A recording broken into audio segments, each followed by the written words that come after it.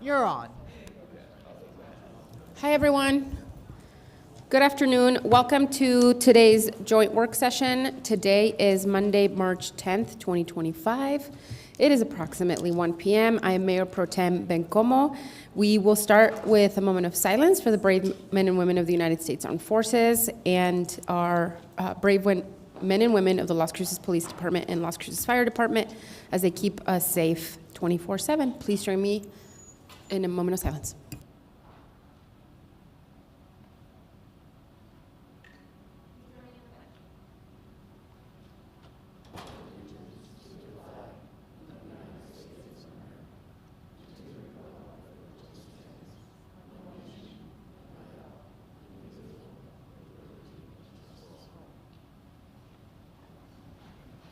Thank you, everyone.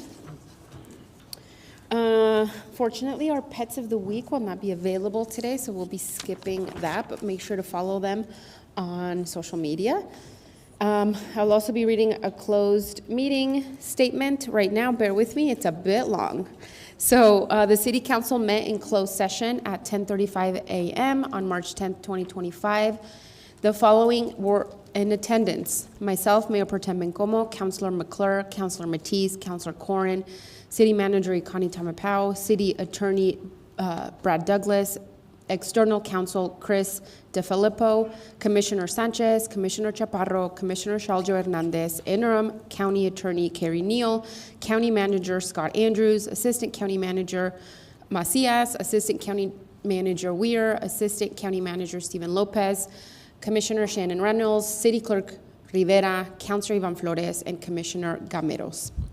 The meeting adjourned at 12:31 p.m. This is a statement for the record. The closed meeting discussion was limited to the items stated in the posted notice. The purpose of this closed session is to discuss threatened or pending litigation in the matter of Memorial Medical Center notice of breach sent August 29th, 2024. Okay, on the agenda today is item 3.1, opioid settlement funds update. And I just would like to hand it over to Barbara and, of course, welcome our county colleagues to City Hall today. Thank you for joining us. Barbara? Good afternoon. Barbara Bencomo, Chief Administrative Officer for the record. And yes, welcome to this joint work session of the Doña Ana County Commission and Las Cruces City Council.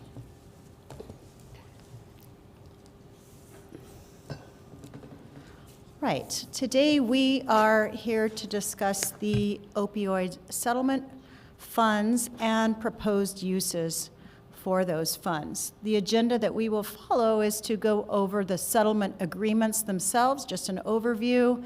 We'll introduce the advisory council, go through the strategies being recommended by the advisory council, and then the next steps along with a timeline. So through the litigation process, the Doña Ana County and City of Las Cruces will receive approximately $24 million through 2038. Those settlements are with distributors, manufacturers, and retailers.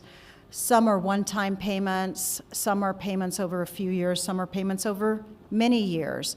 The county will receive about $14 million and has received just over $5 million to date. The city will receive just under $10 million and has received about $3.7 million to date. The use of the funds is governed by the terms of the settlement agreement, and the funds are held separately by each of the entities, the city and the county. As stipulated in the settlement agreements, the funds are to be held separately within the governmental budgets as well. So that's just the background on the funds, the amount that we expect to receive, and just a reminder that it will be over many years. All right, and just a visual representation of the amount that has been received. We started receiving funds in FY23, even though the settlement came about, I believe, at the end of FY22. So you can see we received a large amount of the funds in FY24, and now, and some of those were some of the lump sum funds that I mentioned earlier, and now we're more into a pattern of the annual payments that we'll be receiving over many years from a variety of the entities. But again, 5.4 million received from the county to date, 3.7 received by the city to date. With that, I'm going to turn it over to Jamie Michael from the county to continue through the presentation. Yep. Thank you. Good afternoon. My name is Jamie Michael. I serve as the director of the county's Health and Human Services Department. Pleased to be here today to share the recommendations for the investment. And it is members of our advisory council that have been working to collect all the data, analyze all the data, look at the resources, and make these recommendations. I know you've met the council members several times, but many of them are here today, so I'd like to ask all of them to stand up. So we do have Gabriella, we have Joe, we have Athena, we have Tanika, we have Ray, we have Ned, and we have Miguel. And anyone else that walked in? All right, perfect. Thank you all very much. They give their time voluntary. Each month they come to monthly meetings, and in between the meetings, yes, thank you, Commissioner Reynolds. In between meetings, they have action items, so they have been working to come together and make these recommendations for you. Here on the slide, you see what sector they represent. And it's important to note that because we are following some of the best practice guidelines when assembling this advisory group. We wanted to find a nice balance of people who are very informed about the topic, also informed about the community, could leverage other activities and groups and things that are already happening in our community, and not be just a bunch of providers, because that can get complicated then when you turn around to provide funding to different agencies. So again, very pleased, and here's the list of the advisory council members and the sector that they represent. As they were working through this process to come up with the recommendations, at the foundation of that are these 9 core strategies. This is referred to as Exhibit E, and it is part of the settlement agreements. So these 9 core strategies are basically the allowable activities that the opioid funds can be invested in. So if you look across there, they can be very broad, and we can't fund all 9 of them, or we wouldn't do a very good job at anything. So the group had to figure out a process. How do we go from 9 to a reasonable number of strategies to invest in? And we were looking short term, so we weren't looking at making a recommendation for investing over 18 years. We were looking at the initial investment, and maybe over the 18 years we can touch all of these. But initially, they went through a process that started off with those 9 strategies. And the guiding principles that helped them make that decision about which strategies to recommend, their guiding principles we adopted from Johns Hopkins and Vital Strategies, again, as part of some of the best practice guidance for local communities. And we want to use the money to save lives. That's at the core of this investment. We want to use it on things that are evidence-based. So not just a great idea that I had, but really something that has some evidence behind it. So the investment is going to have a proven outcome. We want to invest in youth prevention so we can kind of stop perpetuating some of the impact that opioids have in our community. We want to focus on racial equity. And we also want to be fair and transparent in the process. So there is already a website, our web page set up on both of our websites so the public can see this information as the advisory group is developing it. Again, the decision-making process was well-informed with data. We worked with New Mexico State University's Crimson Research and Vital Strategies to help conduct a needs assessment, and that was presented to all of you several months ago. The needs assessment also included a resource map, so we looked at the assets and resources that already exist so we wouldn't duplicate things. We tried to look at what the state is investing their funding in so we can coordinate and support government investments across all local governments. Again, they were very focused on only recommending things that are going to be evidence-based and obviously things that are allowable in that Exhibit E. The planning process, you can see we went through a very intentional process, and the first step was the needs assessment. How do we know what the need or the problem in our community is? And this is where the advisory members helped design that needs assessment and helped inform us, helped answer that question. What is the problem and what do we need in our community? Then we went on to the second step. What do we want to focus on? So which of those core abatement strategies do we want to focus on? And that's where we are here today. We're making that recommendation to you all. So then we can continue with this process and really design some specific activities and continue this planning process. I think most of you have seen the 4 recommended strategies, so today we're going to provide you with a little more information about each of those, and I'm going to invite 3 of the advisory council members to join me at the podium here. And first we have Athena Huckabee to give us some information about medication-assisted treatment.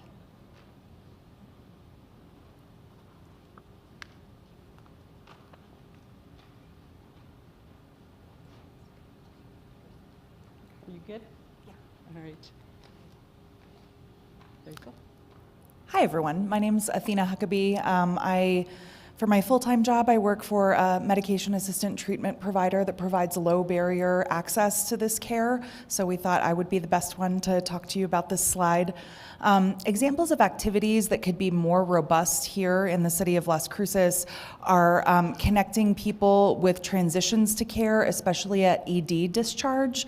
Only one of our emergency departments currently provides that type of service. The other 2 do not.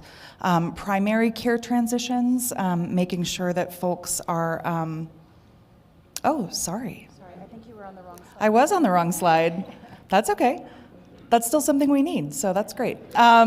Anyway, examples of things that we could do with medication-assisted treatment besides the things that I just mentioned are specialized care for pregnant and postpartum women and infants, patient and provider education about substance use disorders and treatment, and then 24/7 access to MAT providers through telehealth, the crisis triage center, emergency departments. As I mentioned, only one of our emergency departments is connecting people with that care, and or mobile MAT units for rural communities. So places like Chaparral, for instance, we ask people to drive into that care rather than bringing the medicine to the people. So those would all be great things.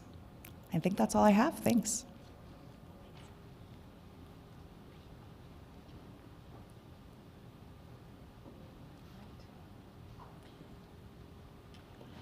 You can introduce yourself. Yeah, I'm Ray Stewart with Amador Health Center. I'm the recovery director. I've been there since September 2018. It's been a wonderful experience in so many ways. I'm also a certified peer support worker, so I think I have the content, both lived and learned, to talk a little bit about this. It's one of my favorite subjects. Recovery in itself is something that it doesn't have to be abstinence only based, it's abstinence oriented, but recovery is really about the person, the individual you're talking with, as far as what the person sees as the destination, direction, delays, detours, and the determination of arrival in recovery. Is about the person, and there are multiple ways, multiple pathways to recovery, so I think these are 2 important points. Recovery support services is a broad term. It's anything to help someone access treatment, stay in treatment, benefit from treatment, and probably the most important concept is to return to treatment. Addiction is a chronic disease or disorder. It's not linear in how you approach it. So I think it's really important there's no wrong door to treatment. The missed opportunities are out there. So the transitions in care in our community are listed here. Emergency room or department discharges, primary care, harm reduction, jail release, and EMS. We have assets in all of these areas, but definitely not enough. I think primary care is, we ask the right questions about What substances do you use? How often? How much? But what happens after that? So primary care is still a big challenge of all of these. The one I'm particularly fond of is the harm reduction site.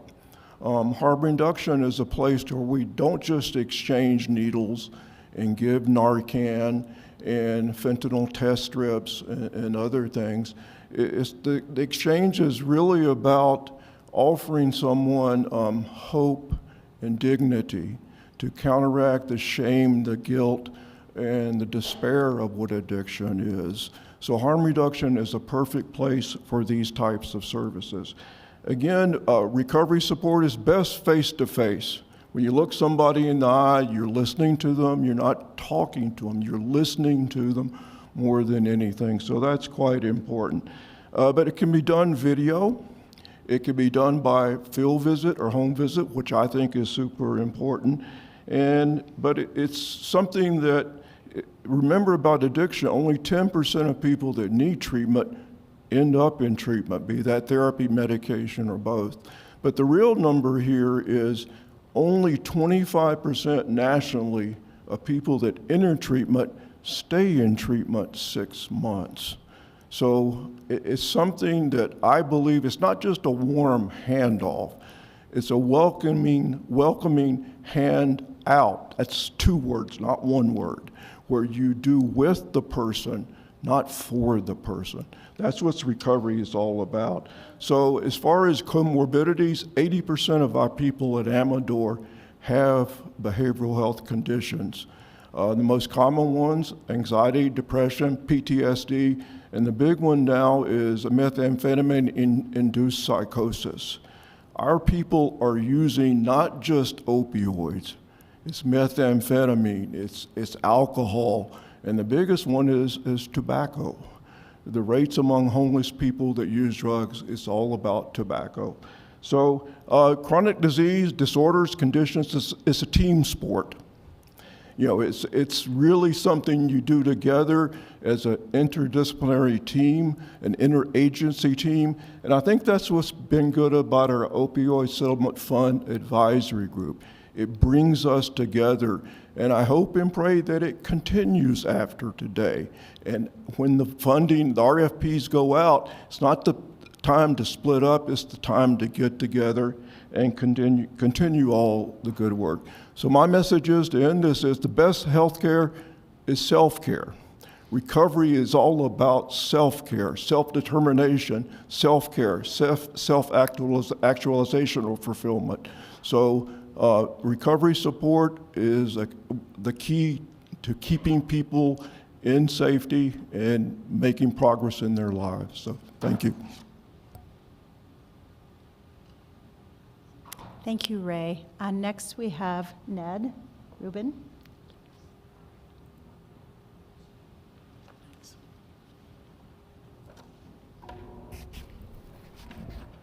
Good afternoon. Thank you all for inviting us here today. My name is Dr. Ned Rubin. I'm a retired addiction and health psychologist, not only involved with the Opioid Settlement Advisory Council, I'm also chair of the Unified Prevention Coalition of Doña Ana County and involved with the resilience leaders of Doña Ana County on their medical and dental work group. I want to talk about the third strategy selected by the advisory group, which is enriching prevention programming. And I think you'll see as I talk about this, I want to talk about things from a slightly broader perspective. The first of the 2 activities I want to mention is to provide universal screening in a variety of settings.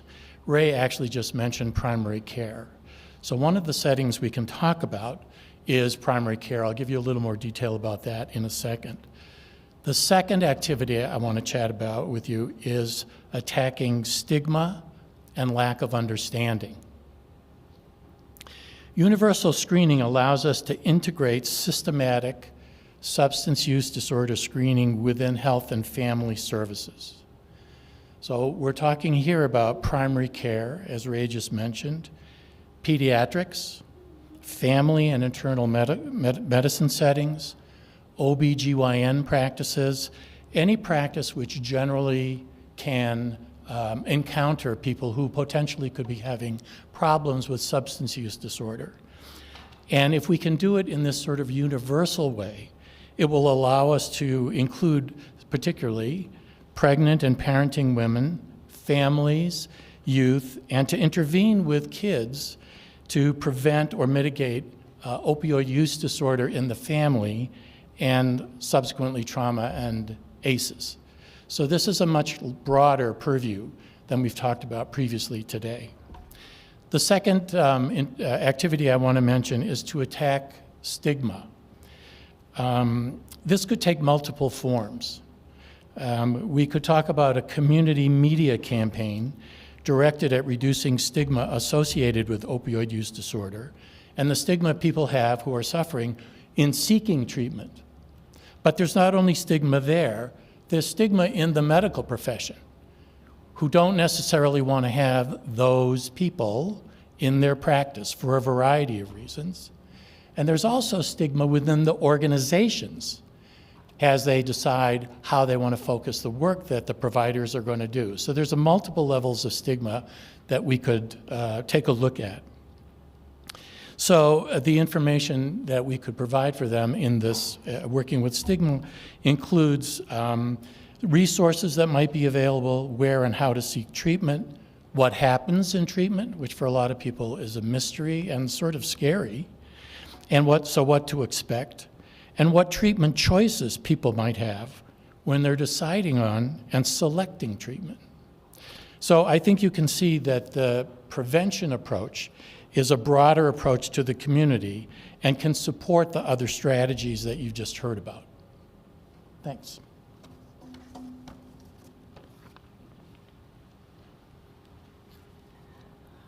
We have great experts that are working on the advisory council with us. Athena gave you a little bit of her background, but I think many of you know she has her hands in a lot of areas related to opioid use disorders, suicide prevention. Ray Stewart really helped us become first in the state in doing medication-assisted treatment and harm reduction.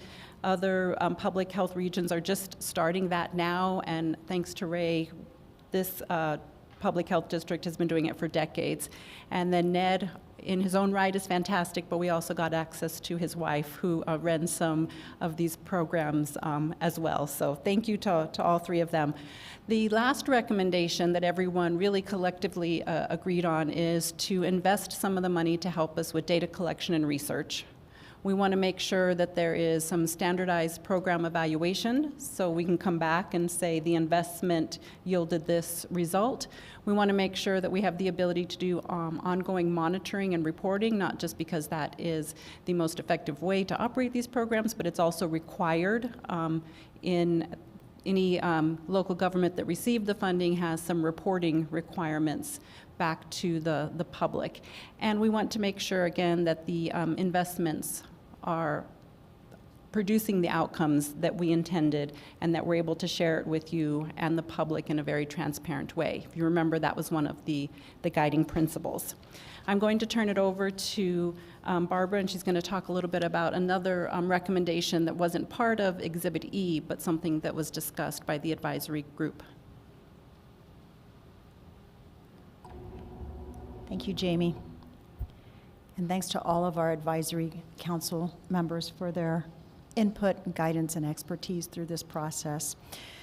One of the things that we talked about at the advisory council as a use of the funds is whether or not there might be an appetite to establish a trust for the opioid settlement funds. This is essentially what the state has done with their funds, where they are setting aside a large portion of the funds and then allocating a portion every year to be expended. As you know, the state is receiving 45% of the total settlement amount. The local governments are splitting 55%, so obviously the state has a much bigger pot of money. They are expected to receive around $310 million, and then the local governments will be sharing about $325 million. And the state so far has received over $90 million of the settlement funds. But in setting aside a portion of the funds for a trust structure, what they're doing is ensuring that there is a stream of funds that can be spent years into the future once the distributions from the settlement cease. They trust preserve some amount of the funds, 50% of the funds, 80%, 90%. There's a lot of different scenarios, and we'll talk about those. And then typically expend a smaller proportion on an annual basis. It might be just spending the investment income from what's invested in the larger trust portion, or it might be expending a certain proportion of the funds, say 5% on an annual basis.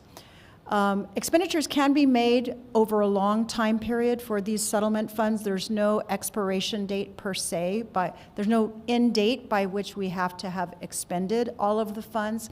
However, we will want to mention and remember that the funds do need to be spent in accordance with the allowable criteria at any point in time. And as I mentioned, there can be many different scenarios set up for a trust. I'll go over a couple of options here in just a sec.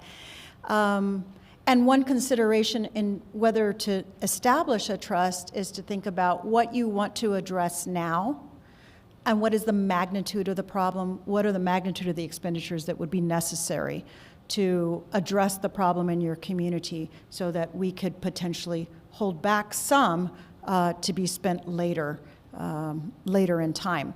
But if you were to expend funds over a longer period of time, then periodically would need to come back together to decide on the uses of the funds, again, under the umbrella of the allowable expenditures from the settlements. Just a couple of scenarios here for potential trust structures. For example, in scenario 1, we could allocate all of the distributed funds to the trust and then transfer 5% a year for expenditures. In this scenario, between the city and the county, we could spend just over $500,000 a year, say over the first 10 years. In scenario 2, you could take 50% of the distribution and allocate it to the trust and 50% to expenditures, which would mean that you'd have a larger portion available up front, $3.7 million in the first year, and then again, somewhere around $500,000 over the next 16 years. Over time, trusts tend to grow. That's the purpose of establishing a trust, to have a source of funds into the future. Under scenario 1, the trust would grow to about $24 million if you assumed a 5% return on the investments. And similarly, under scenario 2, the trust would grow to $21 million. At the end of the time period that we will be receiving distributions from the settlement, so around 2039, in both of these scenarios, the expenditure fund would have about $1 to $1.2 million. Compared to, again, the majority of the funds will be held in trust. And at any time, of course, you could determine how you'd want to distribute funds between the trust and the expenditures.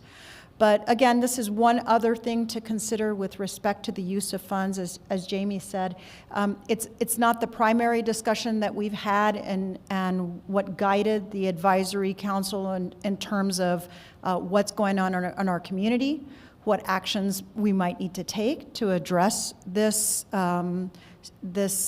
opioid situation in our community. But it is certainly one thing to consider if you would like to establish a source of funds many years into the future. We don't know what the future will hold and what kind of challenges we might have at that time. The funds will always be governed by the terms of the settlement, though. So with that, I'm going to turn it back over to Jamie to just talk about next steps and the guidance we'd like to get from this joint meeting.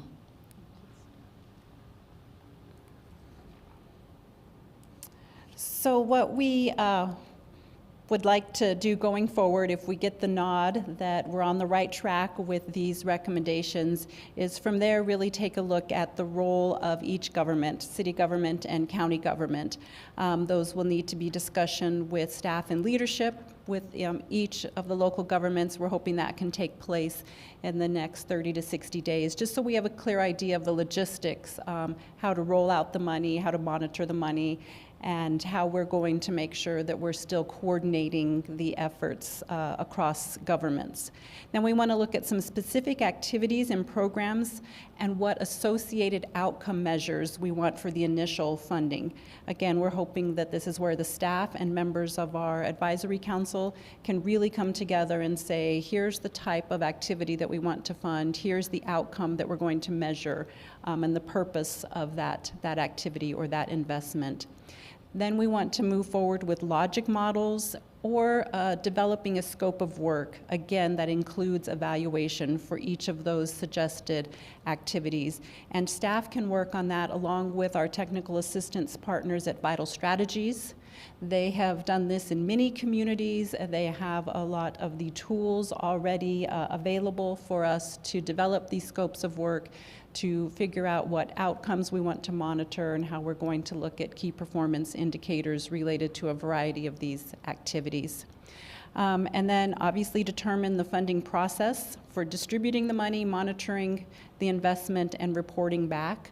Again, this is where we'll bring in our finance department and look at procurement and all of the other practices that each of our governments will need to get the money invested. We want to, throughout this process, make sure that we're seeking approval from both the council and the commission. Obviously, at the root of this is how to allocate funding in the budget, which is where you all have to make the decisions about what funding, how much funding will be invested in each of the recommended areas. And then go out and solicit providers to implement these activities, hopefully working, as Ray said, in partnership.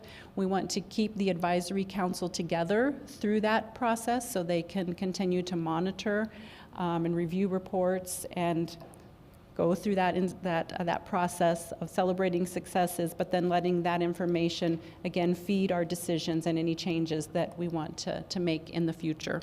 So that monitoring and reporting back will be ongoing. These are the suggested next steps, but again, before we leave here today, we want to make sure that we're all in agreement on the recommendations. So I think I'm going to go back to the recommendation slide. 11. There we go. And we all stand for questions. We have several subject matter experts here, so thank you. Thank you all so much, and thanks again to the committee for being a part of this for such a long time. We appreciate you very much. I will go to questions now, and I have Councillor Corrin. I'll go to you, and then I'll come to Commissioner Shaljo Hernandez. We have to share these little buttons, so that's why. Sorry, I don't want to steal your button. You can. The button is yours. Thank you.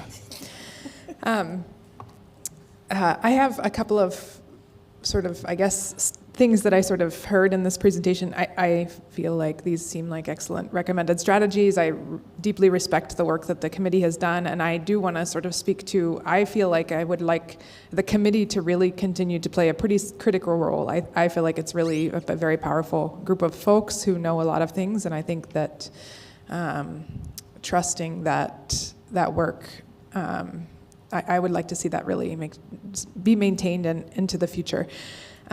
I guess I sort of have a follow-up question related to, I think one of the inflection points is strategies and one of them is related to funding. My question is more related to funding the two trust-related strategies. I'm curious because I think I've been very vocal in saying, like, I believe that we should be maximizing our benefit as soon as possible because literally we need to prevent people from dying 5 years into the past, which we can't do. So.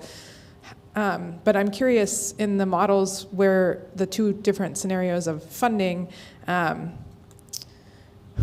don't see in here anything that looks like a big pile of money at the front. A lot of these things look like, to me, not small amounts of money, but these seem like programs that we would want to maintain in the community longer than a very short initial disbursement. But I say that because I am in favor of us maximizing our benefits at this moment, but I'm curious programmatically if one or the other of these approaches will maximize the number of people affected and or the capacity in the community to address these issues in the long term, and how those two things relate to those two funding related strategies? Yeah, that is actually an excellent question, and that is actually the balance that you would have to perform in order to decide not only whether you want to establish a trust, but then what proportion of the trust you would want to expend. And that's why the two scenarios that I gave you are really kind of on either end of that spectrum. We could. So the first one, as you recall, was setting aside 100% of the proceeds into the trust and just taking a portion, say 5%, for expenditures on an annual basis. That's the one that gave you about $500,000 a year to spend. The second scenario was splitting up the proceeds 50-50, and we'd have a greater amount of funds to spend on the front end, because we've already received expenditures to date, or excuse me, received funds to date, and then you would proceed with about $500,000 a year. And the trust would then grow, as I said, in both cases of those scenarios, to just over $20 million. But you could structure a trust so that you set aside 25% and expended 75%. It all depends on, what time horizon you want to go out, 20 years, 25 years. What is it you think that you would need for this opioid crisis in the future? And the reason I emphasize for this opioid crisis is because, as I mentioned, the use of the funds is governed by the settlement for this specific purpose. So going out 10, 20 years, I'm certainly not an expert. I don't know what might come up in those years that we might need to address that would be different from what we're dealing with now. We would have some limitations on those funds going out years from now. Go ahead. I just want to add a bit to that. It's probably premature for us to ask you to make a decision about investing the funds right now. What I foresee one of the next steps, as we put together the proposed activities and really work those out as a scope of work, we can come back to you and say, the investment for this activity is approximately this much money or approximately this much money, and that may then help you decide how much do we need to kind of front load these programs versus how much do we need to have over time to maintain these services. Thank you. That would actually be really helpful if that could be part of that, because I don't want us to set up nonprofits to especially the nonprofits or other organizations to have this like unpredictable pile of money and then no money or not enough money in the future. So that would be a really helpful dimension if you could include that when the next part comes forward. Thank you. Thank you, Councilor. And I'm going to go to Commissioner Shaljo and then come back to you. Thank you, Mayor Pro Tem. I do have a few questions, and I was actually really surprised and glad to see the trust portion put in here as well. But I just had a generalized question, and maybe this is for a member of the advisory board. So we have the recommended strategies. Off of these recommended 4 strategies, how many of these are current programs that we have in our community versus new programs that we're going to be introducing into our community?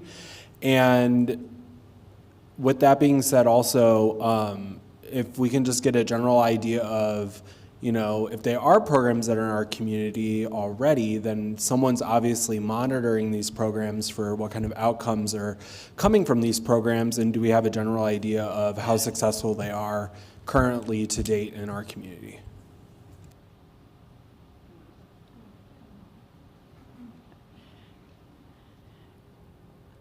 Commissioner Sheljo Hernandez, we did an asset map along with this, and there is something happening. There are some activities happening in our community related to all of these. That's why the group is really recommending some very specific, using this money to meet some specific gaps. So for example, medication-assisted treatment is available. In fact, we have a lot of providers in our community that offer medication-assisted treatment, and the evidence shows us that that is extremely effective. So we know that that's an intervention that works. But when we looked at the asset map, there were very few, maybe one provider that can work with pregnant women or newborn babies if they have an opioid use disorder. So we know that that's a population that's missing. We know that people out in the rural areas have less access. So we know that that's a population and a service that's missing when we look at medication-assisted treatment. So we took an effective, proven intervention, and we're trying to figure out how to connect it to more people or to more vulnerable populations that have less ability to access the service. So that's an example that I hope answers your question, but I'm going to ask Athena to also help me respond. Hi, Athena Huckabee again. I was just going to talk, for example, the company that I work with, Ideal Option, in other states where we have funding available for it, we have mobile units, a van, with a logo, right, that goes to the rural communities, provides services via a nurse practitioner, a medical assistant, takes the vitals, has, in some cases can even have the medication available on the van, and therefore expanding that access. So we currently do have a clinic, we have a 24/7 referral line, we have a peer support worker, but that could all be expanded to be more accessible to people. And then the thing that I also would like to talk about is something that Ned touched on, which is stigma. There still is a lot of stigma, not only around having an opioid use disorder, but around taking a medication for it. Even though these medications are proven to be effective, are FDA approved, have a broad evidence base, people in certain behavioral health providers or certain medical providers or certain peers will say that people aren't really recovering, if they're choosing to take these medications. And so I can see ways also that things that Ned talked about, like a media campaign, could fall in also to reducing stigma around medication-assisted treatment and thereby encouraging more people to get into that, if that makes sense. No, for sure, and thank you for addressing that. And I also love what you said about kind of meeting people in the rural areas where they are, because expecting them to come to Las Cruces isn't practical. That's 30, 45, sometimes an hour, depending where you are in the county. So I really appreciate you saying that. And something that I would really like to see along those lines as well is when we start continuing these conversations, hopefully on a more regular basis, that we do look at the successes, so that way us as a board, both boards together, can make these decisions as informed as possible. Because at the end of the day, we do want to make the right decisions, not decisions that may or may not work. So thank you for addressing that. And that also kind of brings into my ideas of the trust that was talked about, is if we were to allocate money for, what we said the upfront cost is for a lot of these to get them going, whether it's, working with those one-time payments of whatever it takes to get those providers in-house or whatever it is, but also the trust would then set up monies for any possible changes in 5, 10, 15, 20 years to programming when it comes to these funds. That way this board can meet again to go over, maybe we need to change what money it is, and it gives us more of a longevity outlook on, hey, this best practice isn't a best practice anymore. We want to move that money here. Well, if we allocate all that money up front on the front end, we don't really have that ability to then change programmatics later on. So I actually would definitely be a fan of the trust.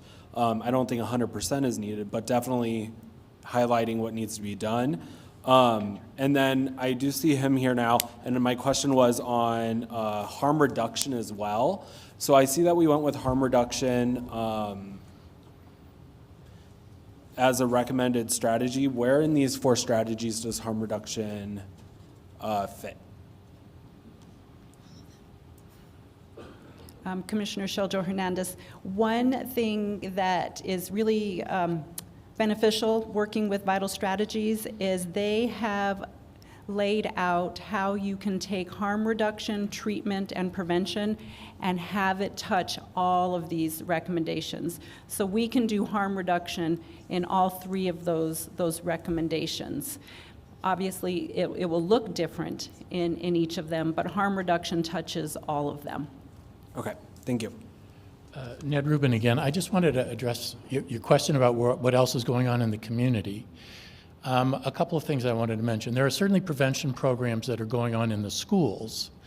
The kind of prevention I had talked about earlier is a broader prevention program that will have touched the whole community, as well as working with the kids in the different medical settings that I had briefly mentioned. There's a project going on right now to increase providers of medication for opioid use disorder, where through the Center for Health Innovation, we're reaching out to train medical providers in the state, certainly here as well, obviously, on how to provide buprenorphine in the context of their practice, so that they'll be able to reach more people. That, of course, partly addresses the issue or confronts the issue of stigma. What practices will allow that to happen, which is one of the things that we want to talk about. But there is some work going on in the community to try to expand that now. We hope through some of the work we can do down the road, we can expand interest and the availability of medication for opioid use disorder as well. Thank you. Thank you. Thank you for the questions. Councilor Flores? Thank you. My question is money. So you have the trust.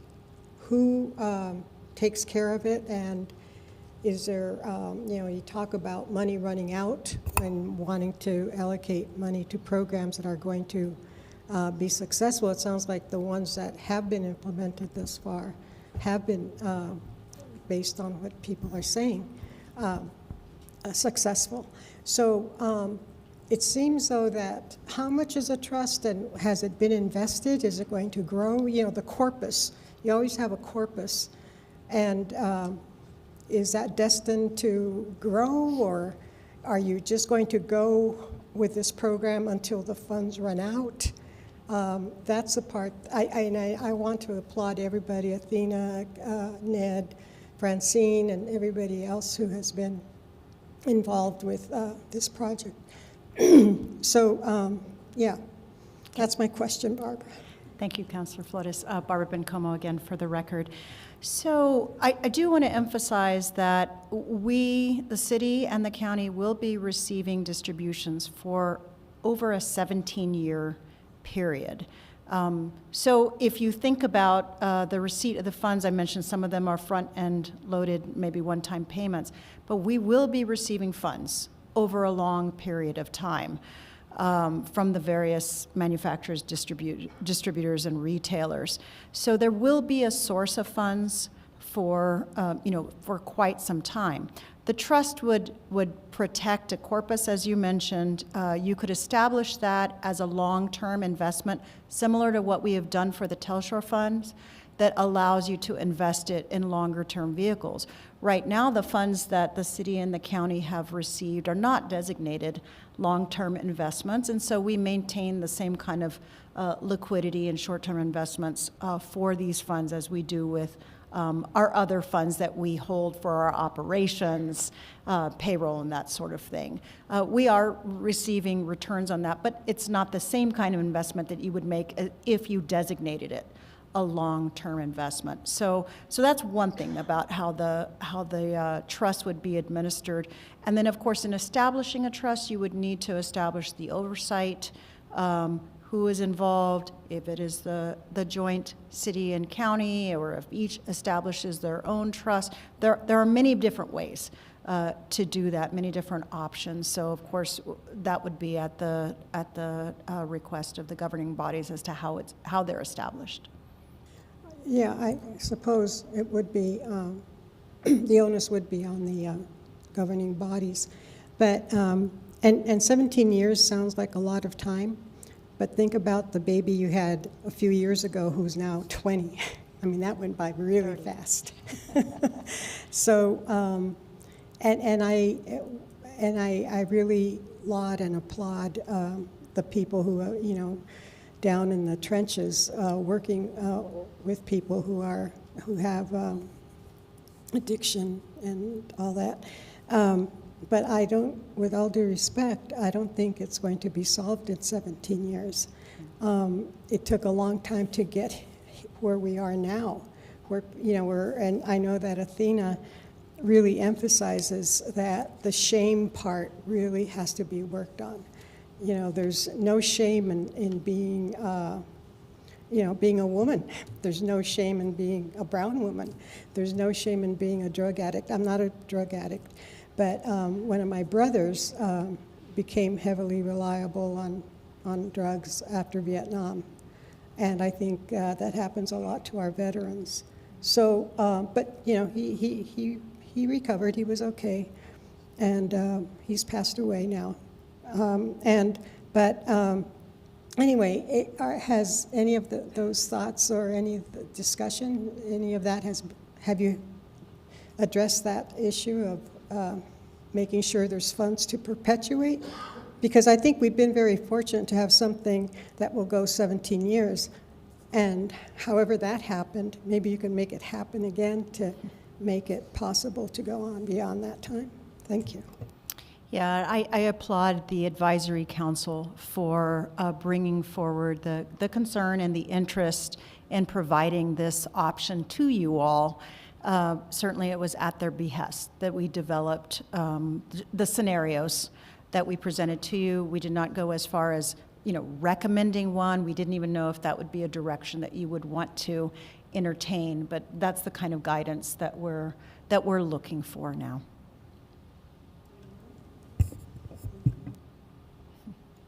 But what about the money part? I mean, I just wonder. Because you know, with all due respect, I think that you all have done a wonderful job in the short amount of time. Everybody who spoke very highly and positively, but I'm just wondering about how much longer this can go on, you know, beyond our given lifetimes here. So I think, sorry, Barbara Bencomo again for the record. Thank you, Councilor Flores, for the question.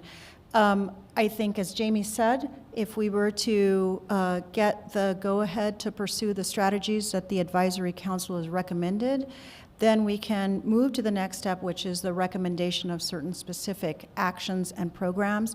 And that would certainly help to inform the expenditures that would need to be made, when and how and where and by whom.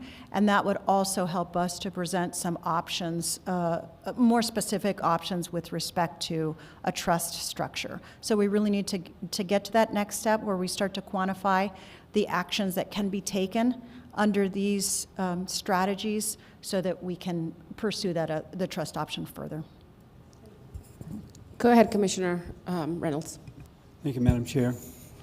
Thank you all very much for this presentation. It's very insightful, and we appreciate your time and also the committee very much. Looking at some of the discussion, first thing I am totally in favor of the trust and putting the money in there so that we can have these programs last as long as possible. Part of the reason I feel that way is because Mr. Stewart pointed out something that I think statistics that are very important, and that is he said that only 10% of the people who actually need the support get the support. And then the ones that do get it, only 25% of them last in the program for over 6 months. So what that tells me is we've got some really good ideas here. I don't think we have solutions. And I think the only way we're going to get the solutions is to take some of these ideas, put them into practice, and try to determine where our money should be spent in the future. And if we create a trust that's going to provide us long-term money, and I'm even past 17 years, I think we have a better opportunity to actually get a good handle on the situation and appropriately address it. And for that reason, I think it's important we remember that these are really great ideas. We've got a great committee. We don't have enough evidence-based solutions yet to determine exactly how to use all the money, all the funds we're going to get. And so putting it into a trust gives us a chance to try a few things, change direction, and refocus. Thank you. Thank you, Commissioner Reynolds. And I'll just add that fourth strategy that you see up there for data collection and research is really going to play into the evaluation of the expenditures and the programs that we embark upon to determine how effective they are for our community. Yes, ma'am. Thank you. Thank you, Madam Chair. I have some questions as well, and I'll ask my questions, and then I'm going to go to our folks who I believe are online. So if you all want to get your questions ready, I'll give you that time. Again, thanks so much. I just have a couple of questions in terms of, the logistics of how we hope to spend the money. I do think it's interesting. I was looking at the National League of Cities, and they talk a little bit more about the principle around spending money to save lives. And I think that has to happen now, not in 20 years, right? Like, that needs to happen yesterday. And it's interesting because on here it also talks about, given the fears of an economic downturn, that many localities will be tempted to use, and even perhaps nonprofits will be tempted to use dollars to fill holes in their budgets rather than to expand needed programming. And it warns jurisdictions should use the funds to supplement rather than replace existing funding, which I think is incredibly important to keep in mind.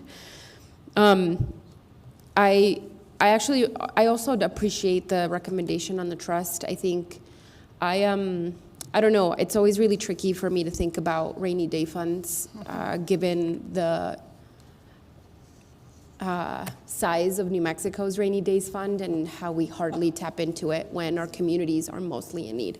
And I think there's a really slippery slope in like trying, in this scarcity mindset, right? Like, and it is, because let's be honest, this money was never intended to solve our problems. This money was intended to stopgap, right? These pharmaceuticals created a ginormous problem. Our communities didn't have the resources to care for trauma and heal people's trauma, and that's how we ended up here. It's going to take a lot more than what the settlement is to reverse and to heal the amount that we actually need to. So by no means am I looking at this money thinking it is our saving grace. Though I think thinking about a trust is really smart balance in terms of how we leverage it and extend the life of it. I agree that I don't think 100% right now. I don't think 100% of that honors the spend money to save lives principle. I think we need to do that now. We need to invest in programs now. Now, getting to that part, I guess, in my experience being on the council, I guess the only other thing I can sort of compare this to is the ARPA dollars, right? ARPA dollars came, they gave us one set of money and they said, good luck, use it best you can. And of course, we try to leverage that in many ways. Some of it was to supplement budget because of the economic downturn, and a lot of the rest of it was to provide back to communities. And here we're saying that's literally what we want to do. Barbara, in your discussions with staff and the committee, I guess I didn't hear this laid out explicitly, so is the hope that we would create an RFP process that we would put out to the public and have organizations apply with their ideas that fit these strategies? Yes, I'm going to invite Jamie to come up as well, because I know we have discussed this. Mayor Pro Tem Barbara Bencomo, again for the record. Yes, we have spoken a little bit of it, but we have been really focused on the data gathering evaluation, the establishment of the recommendations to date versus the next step, which is the administration, which does, and I think Jamie mentioned this, does involve potentially RFPs and obviously alignment with P-code, local and state, et cetera. But we did think about that in the beginning, as Jamie mentioned. The folks that are on our advisory council are there because of the groups that they are in, their expertise, of course, not necessarily their employers who might respond to an RFP, but to the different collaboratives that they represent as well, because we wanted to make sure that we maintain the integrity of that process when we did get to it. And Jamie, is that okay? I just want to make sure that I covered everything. But yes, that is certainly a next step. After we define the specific actions that could take place under any of these umbrellas, then we'd have to determine then how do we get those services in place in our community. I mean, I think that doing this kind of RFP process that encourages collaboration amongst organizations, right? Like that'll decrease less of that. Somebody talked about like this is a time to unify, right? Not split apart when the RFPs come and we're all fighting for a little bit of the piece of the pie. No, like let's honor and uplift more so projects that are collaborative in nature with organizations in our community. The other thing, I think of, and I think this will allow for some creativity to come about. I can certainly, as in my experience as a social worker, as a counselor, I can certainly say, I think programs that have mobile units are really exciting. I think overdose prevention sites are really exciting. But if we as a council and a commission say, do that, there's not necessarily a co-collaboration with community partners that may be saying there is no capacity or whatever, or maybe there is, right? What I'm saying is I think it's a lot better to create a space where the end user, the actual organizations in our community are being the ones sort of co-creating and inviting us to participate in a partnership instead of us sort of mandating or dictating what we think should be done. I think it can happen in a collaborative way. That being said, and I appreciate that you're thinking about the committee being sort of in place for a while, and I think it's important. I do have some concerns that my hope would be that some of the folks on the committee who work for organizations like Ideal Option or FYI would be applying for these funds. And so have you thought about the sort of conflict of interest that exists there and how we plan to navigate that?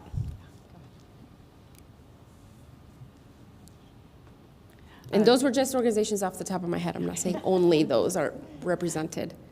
Jamie Michael, County's Health and Human Services.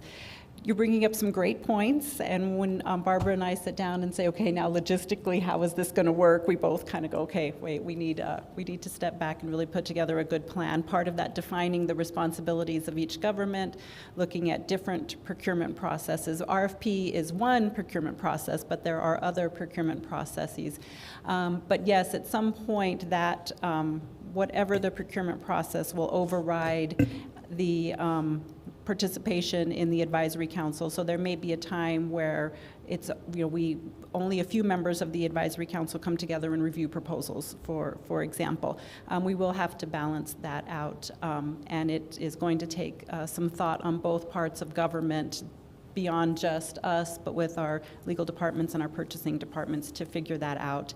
But I also agree that the more collaborative we can make it, the better. And if we really work through some intentional and specific outcomes, then the proposals will all be focused on accomplishing those outcomes, and I think we'll have a better chance of making sure that the contracts that result from that all work together.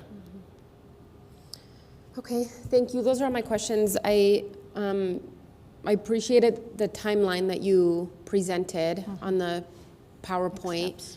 I think, I would like to see some of this money start to flow out this year.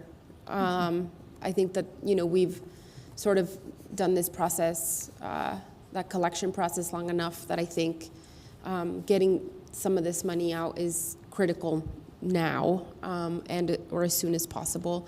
I will just also, before I hand it off to my colleagues, just say that on the education piece, if there's anything we can do also to try to prevent money being used on billboards or like strategies that we know are proven to not necessarily work, right? Like I think, prevention, where is it best and where are the dollars best spent that aren't necessarily like commercials and billboards and those kinds of things, to me, I would be very grateful. Mayor Pro Tem, I also wanted to mention you highlighted collaboration. Very grateful that you did that because that's the whole root of this effort. Certainly want to make sure that we also highlight the collaboration with the state. As I mentioned, they are receiving funds. They are utilizing funds for this purpose as well. And one of the things we've been very intentional about is keeping that collaboration strong with the state so that we don't duplicate efforts, that we're well aware of the areas that they will be contributing to in our community as Great. well. Thank you so much. Thank you, Barbara. I appreciate that. I actually also had a question about state funding here, so thank you for saying that. Okay, do we have folks online that have any questions? We have Commissioners Chaparro and Gamero online. If either of you have questions, go ahead and come off mute.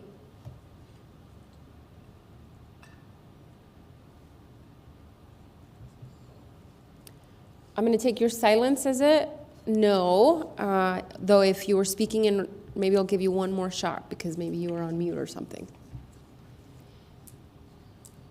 Okay, folks here in the flesh, no more questions?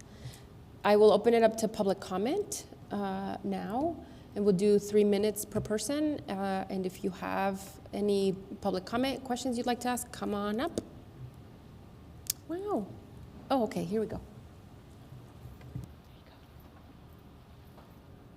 Good afternoon, Tim Jenkins. Thank you very much for the trust fund issues. One thing that was brought to my attention when Corinne spoke, if we do a trust fund, my concern is, let's just say we do a trust fund and something comes up in a year like, we've done this for a year, it looks like we could really use a mobile unit. If we have some kind of umbrella in that trust fund that allows us to say, we need $80,000 to do this milestone, that we make sure that we put that in there to where we're able to do that. Does that make sense? Thank you. Any other folks in the public that would like to give comment? Okay. Yes.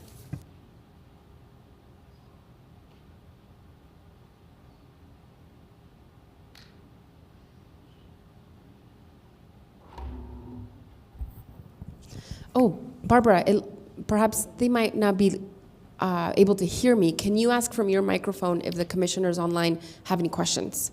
I will certainly do that. Barbara Bencomo for the record. For the commissioners who are online, are there any questions that you have for us? Please go ahead and come off mute and ask your questions.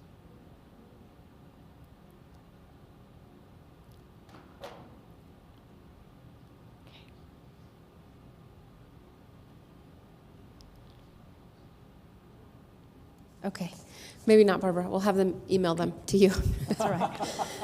Okay, if that's it, I guess the final question here is there anything else you needed from us today? And then when can we expect to be back here?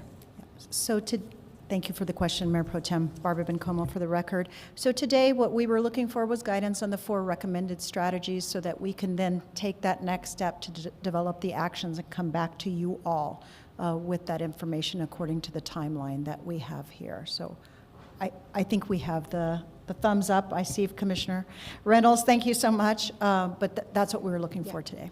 And then I guess individually as bodies, each of us would be presented with resolutions to vote on, correct?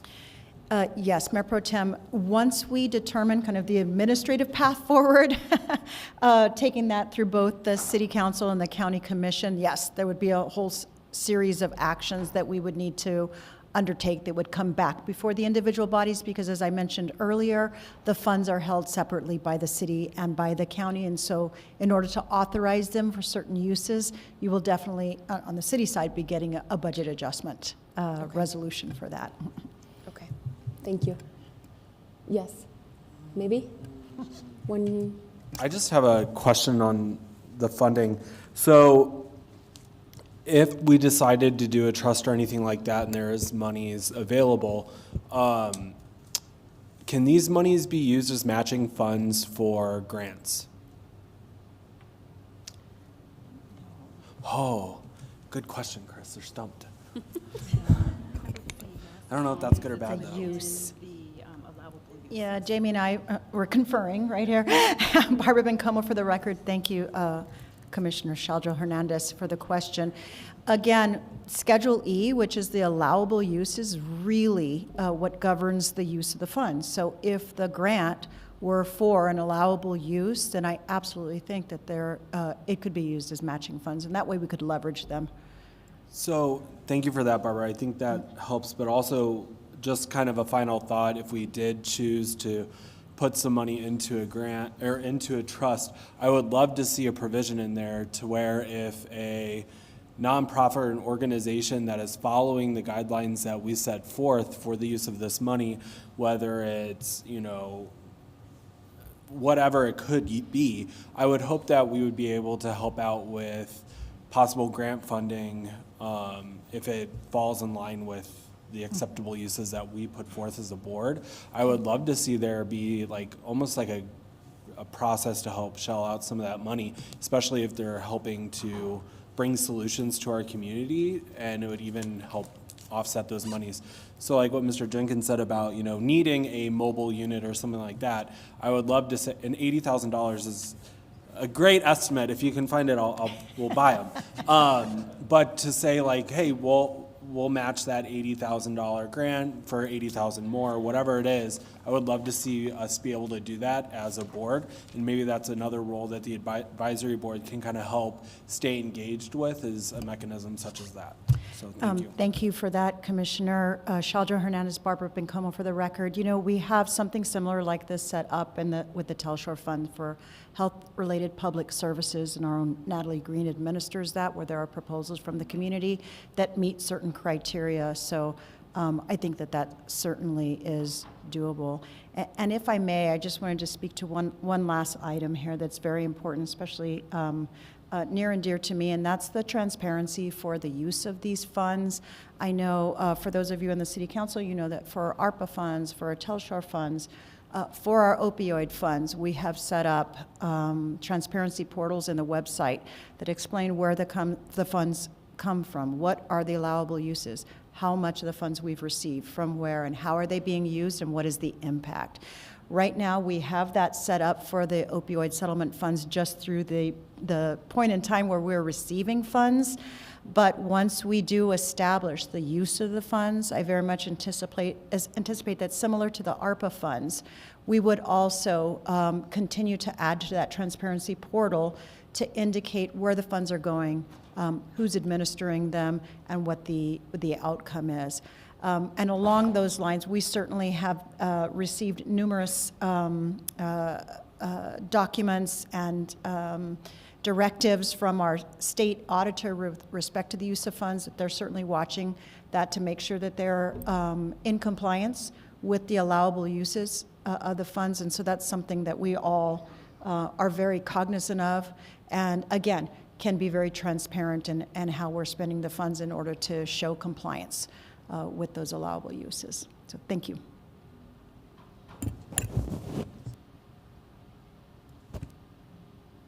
Okay, thank you, Barbara.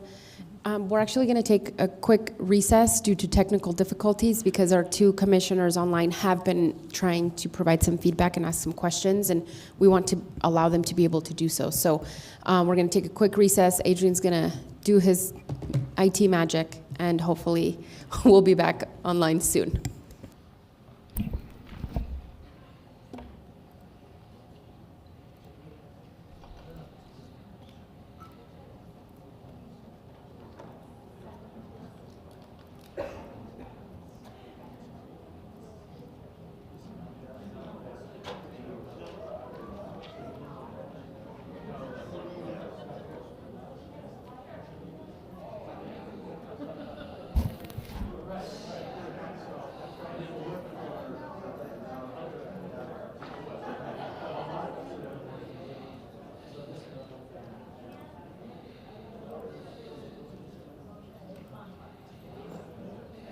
Why is that not going through?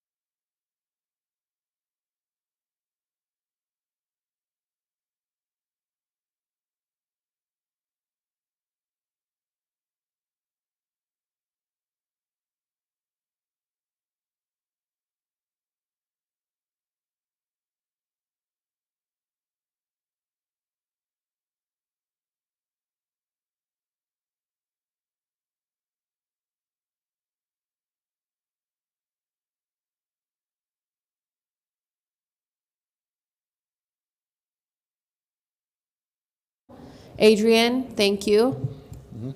We'll wait for folks to get settled in. Commissioners, can you hear me? I'm able to hear you, Madam Pro Tem. Okay. Hi, Commissioner. I can too. Okay, great. Hi. Commissioner Chaparro, would you like to go ahead and ask your questions and provide your feedback? Madam Pro Tem, I feel as though I missed a lot of the presentation because of the audio issues. So at this time, I have no questions. Well, let's start over. I'm just kidding. Okay, Commissioner Gamero, are you on, and would you like to ask some questions? I have the same issue that Commissioner Chaparro has as well, so I have no questions to ask. Are you sure? I am, because I don't know what to ask. I would say, like you said, let's start all over again. Mayor Pro Because of Tem. the audio, I wasn't able to hear much of it. Barbara Bencomo for the record. Would it be possible for us to meet with them separately Yes. afterwards? Okay. Yes, we will make sure that you get the information that was presented today. Okay, thanks. Thank you. I hope you are able to hear us as we move forward to our next item. Yes. Madam Chair, sorry. I would like to make a recommendation that this video that we have will be available later today, and it'd be a good idea if they would take a moment to review that and then, of course, meet separately. Yes, thank you, Commissioner Reynolds. Yes, for both of you, this will be live on the city's YouTube page so that you can review it as well, and then we'll have Barbara and Jamie reach out to you individually. And hope you can hear us for this next item, which is 3.2, overview of emergency transportation ambulance services within the city of Las Cruces and Doña Ana County. And I'm going to hand it over to Stephen Lopez, Assistant County Manager, and Brad Douglas, City of Las Cruces Attorney. Good afternoon, Mayor Pro Tem and Chair Sheraldo Hernandez. Stephen Lopez, Assistant County Manager. Going to just give you a little bit of information, and then I'll be turning it over to City Attorney Brad Douglas. Over the last roughly 10 months, the city has contracted with AMR, American Medical Response, to provide ambulance service throughout Doña Ana County. And this was a result of a joint agreement between the city and the county. And we have noticed on the county side significant impact, adverse impact to our fire and rescue department.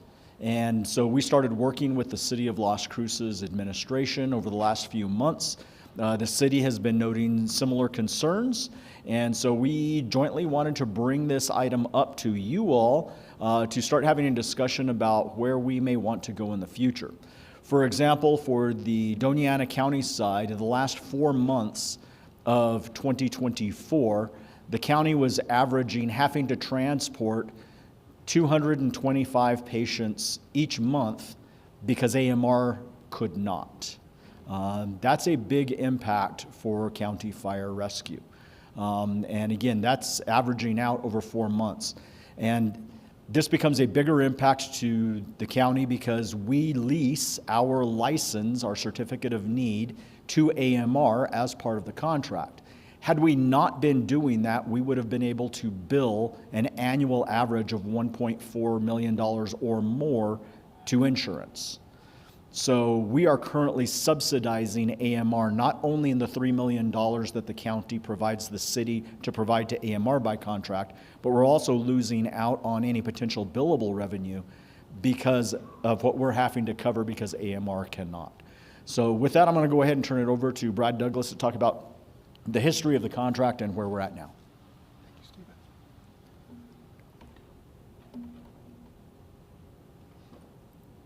All right, good afternoon, Mayor Pro Tem, Mr. Chair, County Commissioners and City Council. My name is Brad Douglas. I'm the City Attorney for Las Cruces, and I would like to give you kind of a general overview of the situation in which we find ourselves and basically how we got to where we are today. And then at the end, I'd like to Not that I can open it up for discussion, but I would hope that you would all have some discussion. All right, so some years ago, the city of Las Cruces had requested that the NMPRC, that's the Public Regulatory Commission, issue a certificate so that the city could manage and provide ambulance services. Doña Ana County had filed a formal protest, or they objected to the filing with the NMPRC, and subsequently negotiations between the parties took place. In July of 2020, the city, the county, and AMR negotiated a settlement agreement that would allow the city to file a permit with the PRC to provide those ambulance services.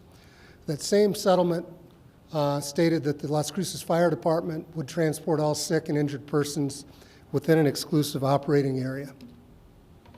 And so how did we end up where we are? The settlement stipulated that the city would go through the formal request for proposal, or RFP process, to select a contractor for ambulance services for a unified response system throughout the county. Excuse me. On November 10th of 2022, the city issued a competitive RFP to select the contractor, and as a result, we received one proposal from American Medical Response, also known as AMR. This proposal was evaluated and scored by the Selection Advisory Committee, who recommended approval. A little over a year ago, City Council, through Resolution 24-084, authorized an annual not-to-exceed amount of $3 million for ground ambulance services payable to AMR. And then that professional services agreement was ultimately signed by all parties on or about May 24th of last year. The agreement contemplates a 5-year time period with the option to extend for 3 additional 1-year terms. And as Mr. Lopez stated, the county is currently leasing its ambulance certificate to AMR, with this lease set to expire on or about February 23rd, 2026. With regard to a list of possible concerns, it should be noted that the city's agreement with AMR really explicitly states the importance of meeting response time standards throughout the county. There is language in there that suggests that, of course, we obviously want to be economical about this and we want the best rate that we can possibly get, but that economy is no substitute for meeting response time standards. It is very well understood that that is important to both the city and the county. With regard to the agreement itself, areas of coverage are broken up into individual zones throughout the service area. I think of it as north, central, and south as far as the county goes, with different response time standards throughout. Of course, distance is important. And the response times are mandated to be met at least 85% of the time for one zone and at least 90% of the time for the other 2 zones. Calls that don't meet the response time standards that are articulated in the agreement are subject to liquidated damages per violation. And these damages would be payable to the county at the end of the current fiscal year. With regard to the liquidated damages, the city is alleging that AMR has consistently failed to meet these response time standards so far throughout the entire life of the agreement. And the current, I think it's very important to say that these are alleged liquidated damages. They haven't been proven, but to the best of our knowledge, for quarter 1, around $450,000. Brad, Quarter 2, I'm sorry. I'm so sorry to interrupt you. I think our folks online lost audio, and so we may have to have Adrian in IT come help us once again. So just 1 second, Brad, I'm so sorry. Thank you, Mayor Pro Tem.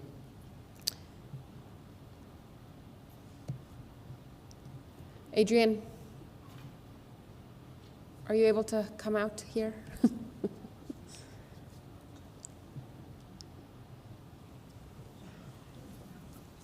Apologies to folks online who may be tuning in. We're just having some tech issues today, so bear with us as we try to ensure our colleagues have all the necessary information today.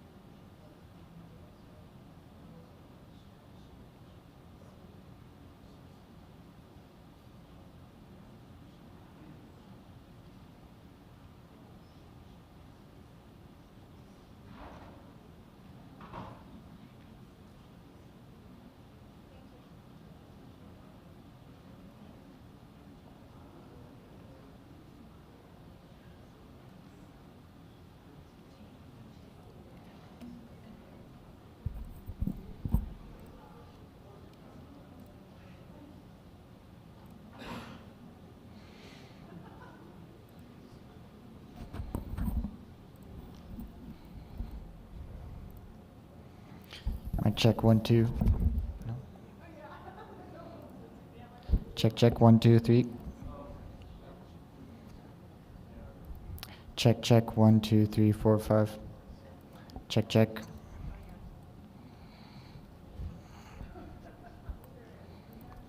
Check 1 2 3. Check 1 2 3 4 5. Check 1 2 3 4 5.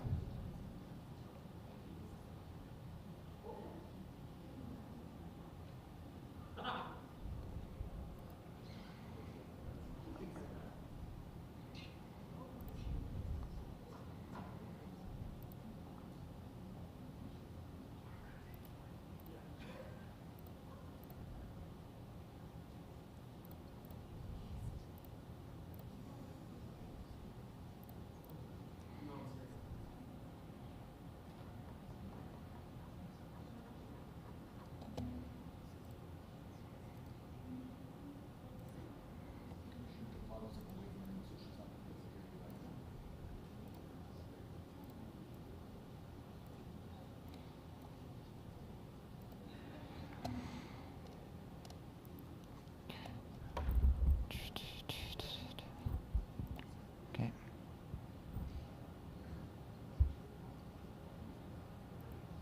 Check 1 2 1 2. Check 1 2 3 4 5. See,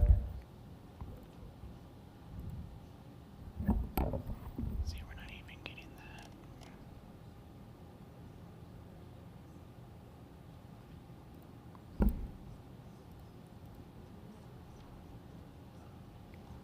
No, we're not even hearing. Check 1 2. Okay.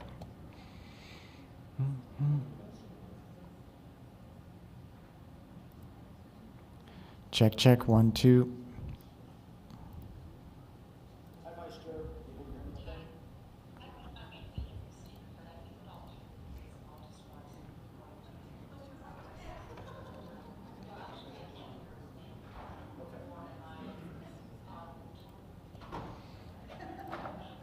Check 1 2.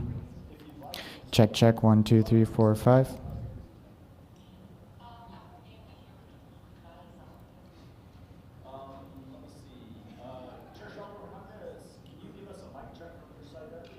Check.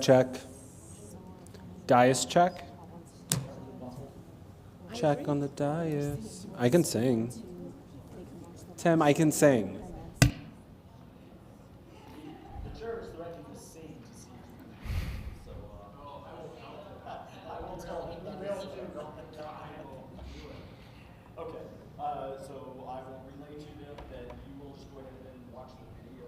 Like, I'm not. Yeah, we're just gonna.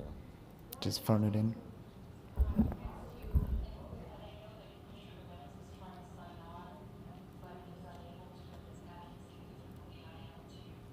Like, we're not even getting anything from the speakers either.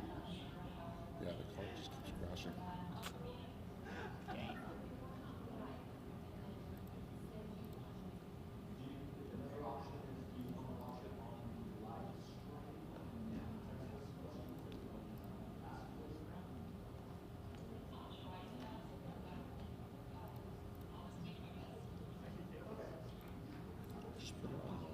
Let's just put it on this for now. But we're not gonna be able to hear them. Yeah.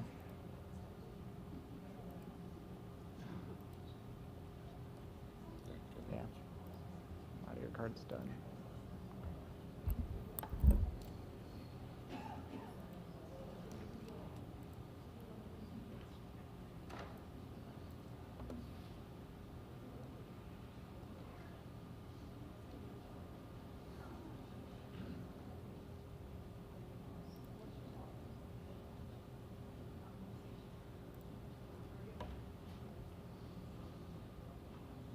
Okay.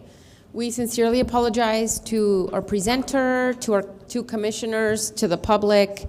We are figuring it out. Next time, the county can have us there, and maybe we'll avoid the tech issues. I don't know, perhaps. But Brad, please go ahead. I don't even know where I cut you off, so maybe start at the top of this page 6.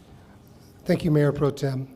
So as I was discussing, the professional services agreement entered into between the city and AMR does contemplate liquidated damages when AMR does not meet their response time standards. And that's broken down in a couple of ways. Anytime they miss a response time standard for an emergency call or a priority call, as I might refer to it, there are liquidated damages, in addition to anytime they don't meet the overall response time standards for each specific zone. There are also enumerated liquidated damages within the contract. And so unfortunately, we have good reason to believe that both of those things are occurring. And so our current alleged, and I do think it's important that I say alleged because it hasn't been proven yet, but administratively what we believe liquidated damages are currently in the following amounts: for quarter 1, approximately $450,000. For quarter 2, $973,000. And for quarter 3, $867,000 in liquidated damages. And you'll notice that I put a note by quarter 3 that says uncontested so far. Uncontested by AMR is what that means. And really, I should have put that note by quarter 2 as well. The quarter 2 liquidated damages have not been contested by AMR as of today. That could change, but as of today, those are uncontested amounts. Of particular note, I pulled this out of our quarter 2 numbers. We're alleging that 2,607 calls were late from quarter 2. AMR has only requested an exemption of 283 of those late calls. So basically, the response so far is, of those 2,600, approximately 280, AMR is saying, well, it's possible that those were not late, 280. And so with regard to the future of ambulance services throughout the entirety of Doña Ana County, we do believe that there are some important factors to consider. As I mentioned earlier, when we went through the formal RFP process, AMR was the only responding party. With regard to the alleged failure to meet response time standards, the process for where we go next is actually laid out in our contract. So the city's contract administrator may determine that a material breach has occurred, and if public health and safety are endangered, AMR will be given a reasonable opportunity to correct said breach. Basically, what would happen next is I would work with the city's contract administrator. I believe that's our purchasing manager. Alicia, if that's not you, I apologize. And then we would coordinate a response or a request or a demand, rather, to AMR to take remedial measures. There is actually a step up from that. And by the way, that kicks in if there's noncompliance for any 3 months out of the preceding 12-month period, which we believe we're already there, possibly. There is an accelerated measure of relief laid out in the contract as well. If there's found to be noncompliance for 6 months in the preceding 12-month period, again, we could already be there. Then the AOC, the Ambulance Oversight Committee, if they concur with the city's contract administrator, there is an emergency takeover clause that the city could take over operations. And the way I read that is potentially even including equipment. The only thing that would be excluded, and I reserve the right to change my reading of this, is personnel would be excluded. And if that were to occur, then that handoff or that takeover would have to occur very quickly within 72 hours of that finding by the Ambulance Oversight Committee. So next steps would be, if we do allege a material breach has occurred regarding the response times, AMR must make reasonable good faith efforts to correct the breach if that breach endangers public health. And the next note I put in here, the city would have to be prepared in the event that an emergency takeover becomes necessary. We're not making that our position as of right now, that that's what we are ready to do, but if it were to occur, we would have to be ready in an expedient manner, because in the last slide I discussed that 72-hour turnaround. And lastly, of importance, pursuant to the terms of the agreement, AMR may, at their discretion, terminate this agreement without cause as soon as July 1st of this year. And so that readiness component is, again, very important. And that concludes my presentation. Thank you, Brad. Thank you, Mayor Pro Tem. Go ahead, Councilor Flores. Thank you, Mayor Pro Tem. And thank you, Brad, Attorney Douglas. I'm not surprised that you've presented this report about them. And our fire department this topic came up several years ago. And I mean, the same old. And the person who was heading that, or owner, I don't know, he came in here and stormed and, was yelling at us and yada, yada, blah, blah. And there was a lot of blah, blah. And they said, oh, we're going to take all these corrective measures and yada, yada. And here we are. And my concern, I mean, if it all falls, well, first of all, you said you listed one of the how they came about. They were the only ones who applied. Yes. Is there anybody else in the area that would be able to perform that duty or that service? Because, and then, it's like you can't take blood out of a stone, or whatever the expression is. Can't bleed a rock, I don't know. But I think we're between a rock and a hard spot, because what options do we have? But my real concern here is the people who have not gotten the service. And, we probably have had some deaths or dire consequences of no response. Or has our department jumped in? Just for the record, Stephen Lopez, Assistant County Manager. The city of Las Cruces, within the city limits, has actually been very well poised, had good foresight to build up that emergency response capability within the Las Cruces Fire Department. And so they have been handling those high priority calls, which is fantastic. And you asked, kind of what can be done. We're between a rock and a hard place. At the county, county management has been working with our individual commissioners about the potential need to move to fire-based emergency medical services. We expect delivery of 3 more, some people call them ambulances, and the fire service right now they're calling them rescues. Way back in the days of Squad 51, they were called squads. But we're getting 3 more of those within the next week and a half. With those, plus what the Sunland Park Fire Department has and the Mesilla Fire Department has, we will actually have more ambulances in the outside the Las Cruces area than AMR has right now. So we are not quite ready staffing-wise, but we are getting there. By July 1, we are fully prepared to take over fire-based EMS if need be. Well, thank you. That's really reassuring, because I think we have a saying in Spanish, so if you don't understand Spanish, even better. Patitas a la calle. Vámonos. Thank you. Thank you, Counselor. Is anyone else? Commissioner Reynolds, and then Madam Chair, thank you very much. I started studying the AMR service about 5 years ago when I first came on, well, about almost 6 years ago, and pulled all the MRVDA data for a year in order to study whether or not they were meeting the contracts that we have.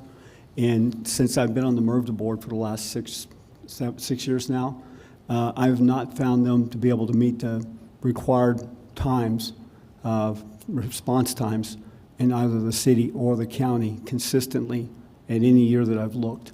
Part of the reason is the way that they manage their service. One of those is that you'll get a service call out to have somebody show up here at this building, and then it's their choice to actually move it from one squad to another squad, which they can do. But when they do that, there's no handoff. So the one squad may get called, 20 minutes later they'll hand it off to another squad who takes 10 or 20 minutes to respond, but there's no connection from the time of the first call until the squad that actually responded. So we have a problem with record keeping, we have a problem with management, we have a problem with response, and also having people out. In one of my districts, Talavera, I've actually been there talking to them on several occasions, and they say that their instructions to their family members are drag me into the car and drive me down to the hospital because I can't wait 45 minutes for the ambulance to get here. Right. And that's been the standard practice from the time I've been in the office for now almost over 6 years. Thank you. Oh, and also we have been preparing for this moment for like 4 years as well. Thank you. Commissioner Shaljo Hernandez. Thank you. So, no, I appreciate, yes. No, I just have a quick question. Sorry, I'm getting delirious. Who makes up the ambulance oversight committee, hearing board, people, group? That is an excellent question, Commissioner, one that I do not have the answer to. The contract contemplates that it'll be made up of both city and county officials. Chief Smith, you're not Chief Smith. Chief Smith hasn't shown up to work for weeks. Interim Chief Heck might have some more insight into that. Mayor Pro Tem Council, Sean Heck, Interim Fire Chief. The AOC is made up of mainly the fire department.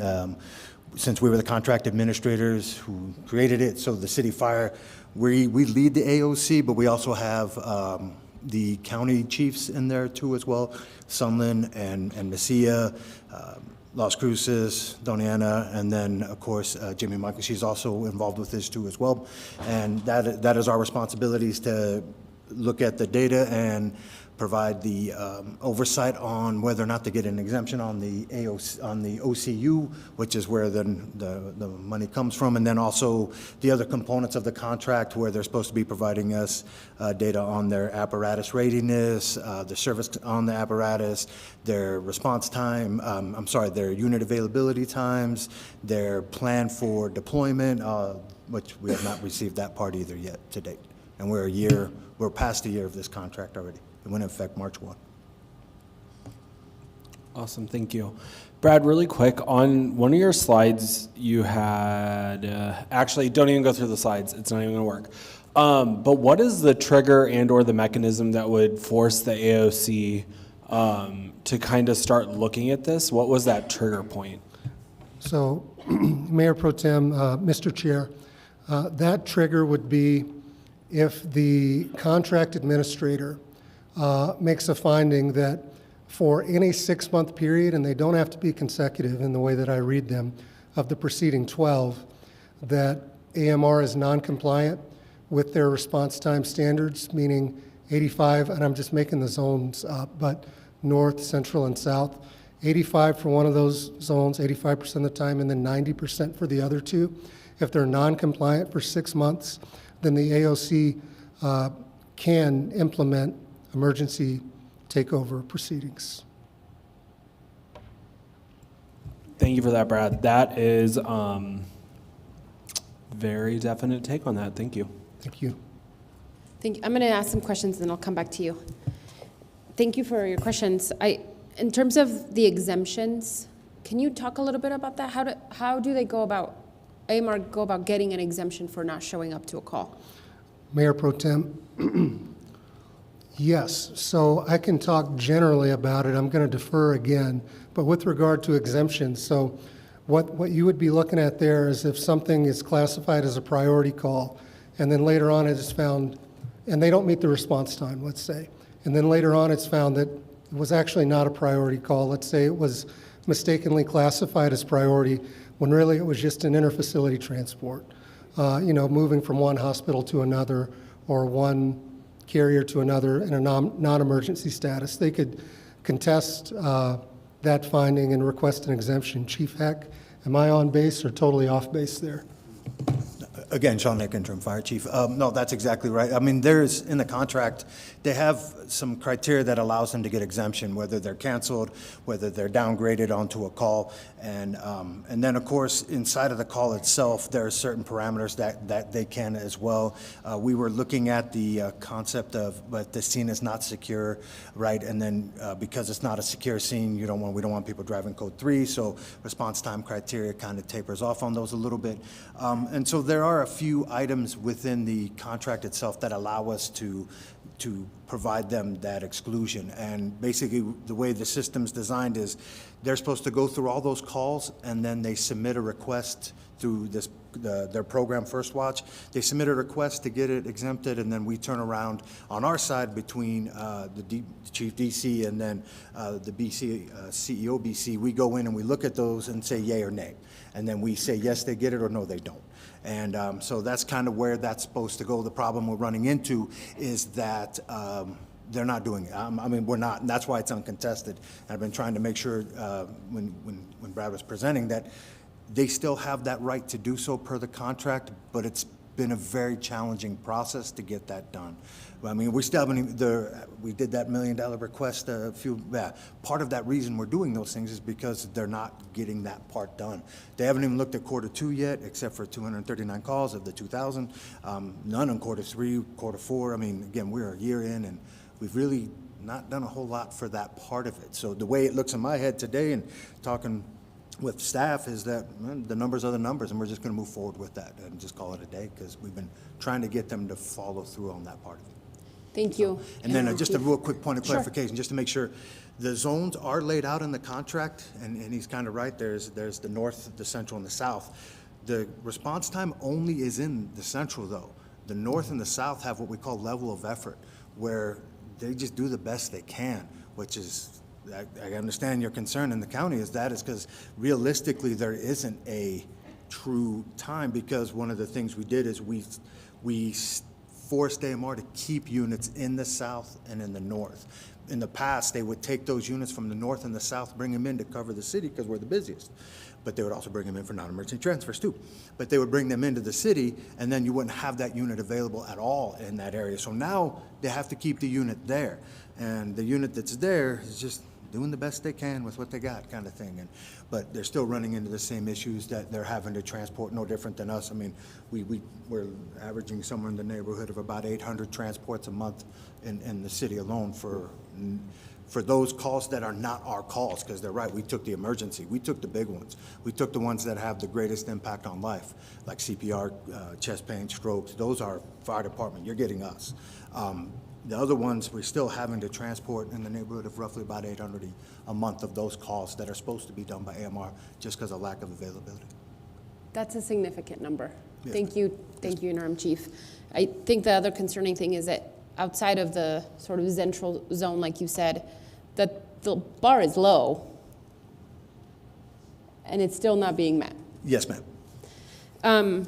I think, Councilor Flores is right. We have been here before in terms of this conversation. And so obviously, I'd like to hear from our fire department as well in terms of readiness and the challenges of being able to meet that, whether it's July or sooner. We heard a little bit from the county in terms of the number of apparatuses that you'll have. That's great. I am curious if we can get an assessment from the city. Yes, ma'am. Again, Interim Fire Chief Sean Heck. For the record, yeah. So as it sits today, we have 4 rescues, right? Ambulances, right, that are 24/7 right now that are operating for the department. We just put our 4th one, which was doing 12 hours. Right now, it's doing 24 hours. So we have those availability right now. We have Rescue 9 when 9 is built. Come February, when 9 opens up, we have another rescue that's going to be there too as well. And then, of course, we have our backups, our reserve. We have in the neighborhood of, we have 3 van styles, which aren't the best, but if you need to use them, they work okay. But then we also have an additional 4 apparatus too that are in reserve, and we got another one coming. So for us, we're set. Like we were set last year. We just have to, we're going to have to pick up a few people to kind of help support this because of the numbers and the amount of units we want to have available to meet the needs of the community so that they're not waiting. So if we set a standard of 12 and 13-minute response times, then we need to meet that too as well as the department, but we're poised to do that. I think it would have been a little tight last year, but we're definitely in a better position now because, again, we already have 4 24s running right now, and we need 7 total units, and we're almost there. And 7 drivers. more than that. Well, it's more than driver, it's a Yeah. EMT, but two Yeah. EMTs on it, right? And so, right, so you'll need the 2 personnel per that. We would need another 20, so we need 5 24-hour trucks and 2 peak time trucks to meet the needs of the city, is Okay. what we would need for us. Okay. Thank you. Hoping we can, I don't know if there's a budget analysis for that from the city manager that we can get. And then the last thing I'll say on this is that obviously the obvious challenges are there, right? Like matter of life and death in some cases, in many cases, I'm sure, just honoring a contract, all those kinds of things. I think the additional sort of piece that feels really important to bring up, Brad, is like this is also a consumer protection matter, right? And so maybe not, you're the attorney. It just feels to me like there are like serious issues here beyond just not being able to meet the terms of the agreement. Mayor Pro Tem, that's exactly right. I think of it as, I think that you or maybe Councilor Flores had mentioned negative outcomes. That's something that we want to obviously avoid at all costs. I would say at this point, the next steps that I'm going to pursue, unless I hear something different from you all, is I am going to coordinate with the contract administrator, and AMR should be expecting to receive that communication this week because we would like to see their plan for remediation to address these issues. Hopefully that's the end of it. Hopefully it does get addressed to both the city and the county's satisfaction. But if it doesn't work out, the reason for some of the slides that I put in here kind of focus on readiness, and some of your questions focus on that as well. But I just wanted everyone to be aware that we need to be ready to take over on very short notice if that's what ends up occurring. Thank you, Brad, and I also just want to thank you all for having, these conversations, both city and county. That's very important. Thank you, Mayor Pro Tem. Yes, Commissioner Reynolds. Madam Chair, thank you very much. Prior to the contract in 2024, I've been on the board since 2019. Prior to that contract, we did have a specific response time. I think, if I remember correctly, it was 40 or 45 minutes that we were required. And they never met those standards either. So based on the numbers that I was able to pull. Then the other, but I do have a question. If in fact we do take over their contract, do we also get any of their assets, like some other ambulances? Mayor Pro Tem, Commissioner Reynolds, in my reading as recently as 2 or 3 days ago of the agreement, the emergency takeover provision seems to anticipate that the takeover would involve equipment and assets. The only exclusion in my mind, or what wasn't clear, is that it would not include personnel. And with regard to the 45 minutes that you referenced, that language is actually still in the current agreement. There's a clause that states that in no event shall a call take longer than 45 minutes to respond to. Thank you very much. That's what I thought as well. And thank you for responding about the equipment, because it was my understanding that by taking over a utility, we actually get all the equipment as well. Thank you. Thank you. Commissioner Shalja Hernandez. Thank you, Mayor Pro Tem. Brad, really quickly, so in the contract, you've been talking about how they're curing the calls if there's any that, they're asking the AOC to cure or whatever. So in the contract also, there's the part about a third-party data review. Is that AOC board? No, that is not. I'm not sure, honestly. Okay. There's a lot of people saying no. Okay. So with that being said, in the contract, it clearly states that they have to be out of compliance for 6 months in a 12-month period. And basically, they're behind how many months on getting us that data? I'm sorry, Mr. Chair. I don't think I understand the very last part with regard to. Let me answer, and let me see if it answers your question, or if I'm confused. The way that I read the data is so far, and Chief, you correct me on this if I'm wrong, every single month has been delinquent in meeting those response times. And now the 6-month requirement applies to an emergency takeover that would have to be approved and recommended by the AOC. However, The remedial measures requirement is only that they be not meeting response times for a 3-month period. I strongly believe that we are already there, arguably for both, but certainly for the remedial measures requirement. Okay, no, that makes sense, so thank you for that. I was just, I'm trying to understand exactly, so there's two things at play then, right? There's the money aspect of getting compensated that way, and then there's the deficiencies on their contract and what they're actually performing. So we believe that they're not in compliance with both of those aspects. Unless someone corrects me, I believe that's accurate. Okay, and then which portion of that triggers the kind of, not the money remediation, but the we're taking over services portion? Not meeting response times. For the 3 months or the 6 months? 6 months. 6 months. And we have all that data from the day that they started services in Las Cruces and Doña Ana County to now? We have all that data up to date? I believe that's accurate. Okay. So then I think the only thing that I just have a question of is that in the contract that we kind of got a presentation on, one of the key differences was all that data needs to go forth through a third-party data review portion system. So that's my only question is, what is that? Mayor Pro Tem, Mr. Chair, candidly, I do not know. I can look into that and get back to you, unless Chief Heck might know. He's raising his hand. Sean Heck again. Yeah, so that is that First Watch program, the OCU, the Oversight Compliance Utility, right?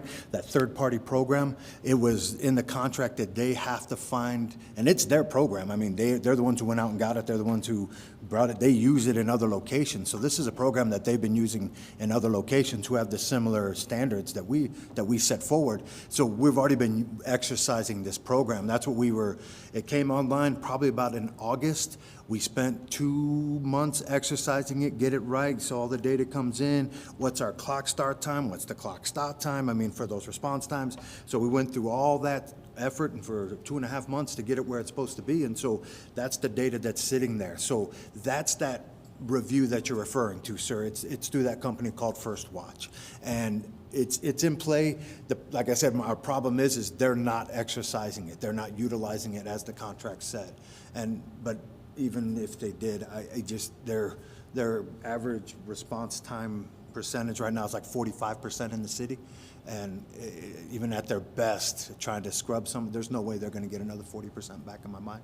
So that's why I'm very confident in what Brad's bringing forward, that, yeah, they haven't been hitting it at all. They've been hitting those benchmarks at all. All right, thank you so much. Thank you. Thank you. Thank you. I'm just checked in with county manager, and there are no texted or emailed questions from our folks watching online. So if there are no other, my apologies, Commissioner Reynolds. Madam Chair, I'm sorry I'm talking a lot, but there's one more thing I think is relevant that this board should know, or both boards should know, and that is one of the biggest challenges we're going to have transitioning into this service is actually having someone to do the billing for the transports, because it's medical, it's insurance that gets billed, and right now I don't believe that the county is in a position to start taking over that billing, and I'm not sure that the city is either. We have contracted with somebody. We've been using someone for 2 years. 2 years now. I was looking for Mike, but he's not paying attention to me. But I think we've been using this person, EMSMC. We've been using them for the past couple of years because we do have, since we got our CON, that was one of the benefits of getting it, is since we've been transporting so much, we started tapping into that part. So they are poised and ready to help you when you need it. They'll love to get your business. So. Madam Chair, thank you, DC. I appreciate it, and that's something the county will have to deal with. Thank you, Madam Chair. Thank you. I will take any questions, comments from the audience at this point for public comment for 3 minutes. Okay. Looks like nobody, if no one else from the dais has any additional questions, that is it for our joint session. If I can get a motion and a second to adjourn. So moved by Flores. Second, Shalder Hernandez. All those in favor to end today's meeting, say aye, please. Aye. Aye. Aye. All those against say nay. Thank you. Aye. Aye.